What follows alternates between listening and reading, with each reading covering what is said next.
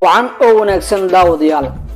halkan waxaan idinku soo gudbin doonaa dhacdooyinka ciyaaraha ee maanta taagan xulka qaranka Soomaaliya ayaa maanta waxa uu la ciyaari doonaa kooxda kubadda cagta ee Jaaliyaasha Elman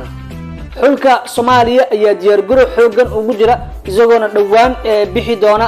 tartanka Jaan Afrika sidoo kale xulka Soomaaliya ayaa isna ka qayb gali doona tartanka Arab Cup oo isna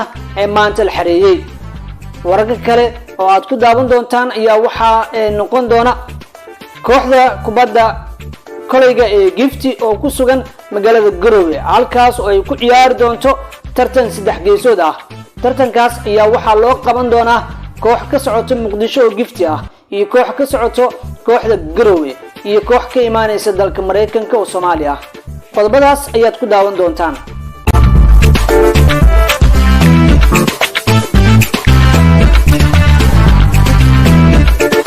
markan waxaan si amqaad doonaa qodobadii aan soo sheegnay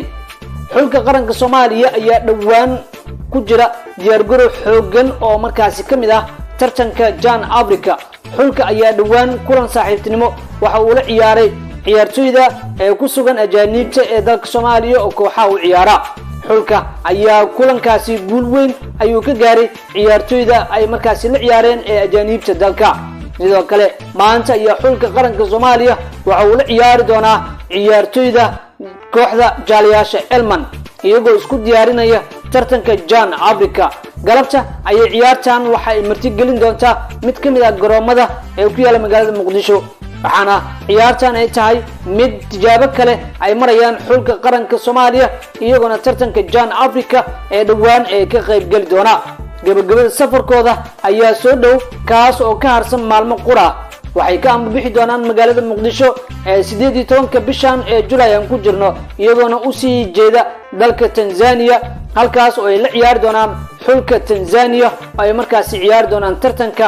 Jaan Afrika oo markaas la ciyaaro sanad walba xulka Soomaaliya ayaa sanadkan looga fadhiyaa in guul weyn uu ka keeno tartanka Jaan Afrika dhanka kale xulka Soomaaliya ee Arab Cup ka qayb galaya ayaa maalmahan waxa ay wadeen diyaar garow xoogan oo ay isku soo diyaarinayeen kuwaas oo tartamo waaweyn ay markaas ka soo qayb galeen sanadkan waxaana laga filayaa xulka Soomaaliya ee 20 jirada ee Arab Cup ciyaaraya inay guulo waaweyn ay